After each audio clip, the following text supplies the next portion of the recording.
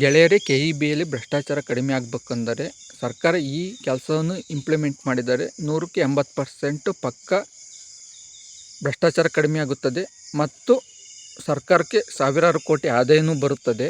ಆ ಸಾವಿರಾರು ಕೋಟಿ ಆದಾಯದಲ್ಲಿ ರೈತರಿಗೆ ಫ್ರೀಯಾಗಿ TC ಜೊತೆಗೆ ಕರೆಂಟ್ನೂ ಸಹ ಕೊಡ್ಬೋದು. ಅದು ಏನೆಂದರೆ, ಇವಾಗ ಸಾವಿರಾರು ಬೋರ್ಗಳಿದ್ದಾವೆ ಸ್ನೇಹಿತರೆ, ಲಕ್ಷಾಂತರ ಬೋರ್ಗಳಿದ್ದಾವೆ.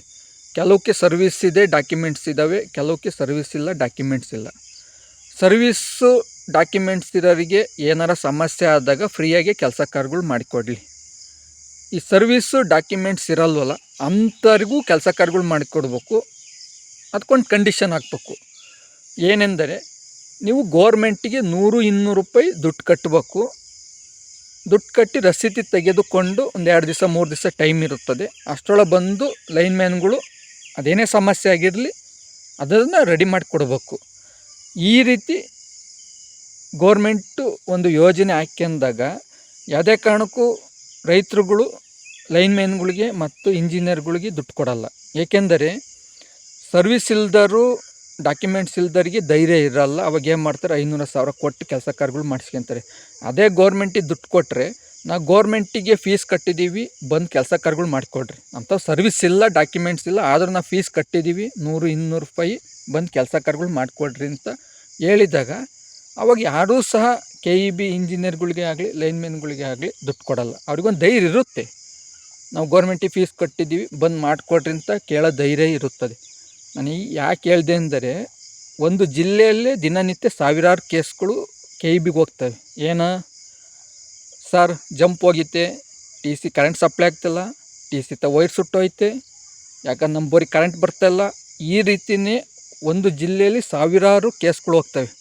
ಅದರಲ್ಲಿ 100-200 ರೂಪಾಯಿ ಅಂದರೂ ಏನೂ ಇಲ್ಲ ಅಂದರೂ ಸಾವಿರಾರು ಕೋಟಿ ಆದಾಯ ಬರ್ತದೆ ಸ್ನೇಹಿತರೆ. ಆ ಸಾವಿರಾರು ಕೋಟಿ ಆದಾಯದಾಗೆ ಇವರು ಫ್ರೀಯಾಗಿ ಕರೆಂಟು ಕೊಡ್ಬೋದು ಅಥವಾ ಫ್ರೀಯಾಗಿ ಸರ್ವಿಸ್ಸು ಮಾಡಿಕೊಡ್ಬೋದು. ಅವಾಗೇನಾಗುತ್ತದೆ, ಭ್ರಷ್ಟಾಚಾರನೇ ಇಲ್ದಂಗೆ ಆಗುತ್ತದೆ. ಯಾಕೆಂದರೆ ಗೋರ್ಮೆಂಟಿಗೆ ಕಟ್ತೀವಿ.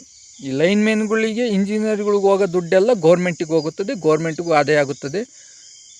ಆವಾಗ ಈ ಥರದೊಂದು ಯೋಜನೆ ರೂಪಿಸಿಕೊಳ್ಳಬೇಕು ಸರ್ಕಾರ. ಆವಾಗ ನೋಡ್ರಿ, ಆಟೋಮೆಟಿಕ್ಕಾಗಿ ಒಂದು 6 ತಿಂಗಳು ವರ್ಷದೊಳಗೆ ಭ್ರಷ್ಟಾಚಾರ ಅನ್ನೋದೇ KEBಯಲ್ಲಿ ಕಡಿಮೆ ಆಗುತ್ತದೆ. ಹಂಗೂ ಕೆಲಸ ಕಾರ್ಯಗಳು ಮಾಡಿಕೊಡಲ್ವಾ, ಅವರಿಗೆ ವಾರ 10 ದಿವಸ ಟೈಮ್ ಕೊಟ್ಟಿರ್ಬೇಕು. ಕೆಲಸ ಕಾರ್ಯಗಳು ಮಾಡಿಕೊಡಲ್ಲ, ಕೆಲಸದಿಂದ ತೆಗ್ದಾಕ್ತಿರ್ಬೇಕು. ಯಾಕೆಂದರೆ ಗೋರ್ಮೆಂಟಿಗೆ ದುಡ್ಡು ಕಟ್ಟಿರ್ತಾರೆ. ನೀನು ಕೆಲಸ ಕಾರ್ಯಗಳು ಯಾಕೆ ಮಾಡಿಕೊಡಲ್ಲ, ನೀನು ಸಂಬಳ ಕೊಡಲ್ವೇ, ನಿನಗೆ ಇಷ್ಟ ಇದ್ದರೆ ಮಾಡು, ಇಲ್ಲ ಕೆಲಸ ಬಿಟ್ಟು ಹೋಗು ಅನ್ಬೇಕು ಸರ್ಕಾರ. ಏಕೆಂದರೆ ಇಲ್ಲಿ 100 ಜನ ಕೆಲಸದಿಂದ ತೆಗ್ದಾಕಿದ್ದಾರೆ, ಲಕ್ಷಾಂತರ ಜನ ನಮ್ಮನ್ನು ಸೇರಿಸ್ಕೊಳ್ರಿ ಅನ್ನೋ ಪರಿಸ್ಥಿತಿ ಇವಾಗಿದೆ. ಆ ಕಾರಣದಿಂದ ಅವಾಗ ಏನು ಮಾಡ್ತಾರೆ, ಇವರು ಭ್ರಷ್ಟಾಚಾರ ಮಾಡಲ್ಲ, ದುಡ್ಡಿಗೆ ಆಸೆ ಪಡಲ್ಲ. ಆವಾಗ ಕೆಲಸ ಕಾರ್ಯಗಳನ್ನ ಕ್ಲೀನಾಗಿ ಮಾಡಿಕೊಡ್ತಾರೆ. ಆವಾಗ ಆಟೋಮೆಟಿಕ್ಕಾಗಿ ಭ್ರಷ್ಟಾಚಾರ ಕಡಿಮೆ ಆಗುತ್ತದೆ, ಸರ್ಕಾರಕ್ಕೂ ಸಾವಿರಾರು ಕೋಟಿ ಆದಾಯ ಬರುತ್ತದೆ.